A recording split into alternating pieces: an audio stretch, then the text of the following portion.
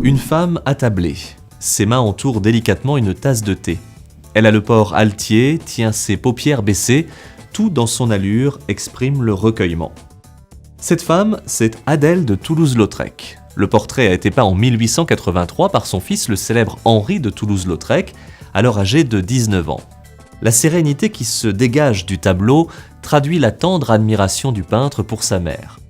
Chacun des portraits de la comtesse, réalisés entre 1879 et 1886, reproduiront cette même attitude réservée. Si le décor est ici suggéré, on devine une pièce du château de Malromé, en Gironde. Le domaine est acheté par la comtesse en 1883, l'année de la réalisation du portrait. C'est dans ce château que Toulouse-Lautrec s'éteindra en 1901. La légende raconte qu'il aurait murmuré dans son dernier soupir « Maman, vous, rien que vous ». À l'époque où Toulouse-Lautrec réalise ce portrait, il est encore en plein perfectionnement de son art. Il suit l'enseignement du portraitiste et peintre d'histoire Léon Bonnat, puis de Fernand Cormon. Il multiplie les études d'après modèle vivant et fait poser plusieurs membres de sa famille. Il perfectionne ainsi son art du portrait, un genre qui dominera son œuvre tout au long de sa vie.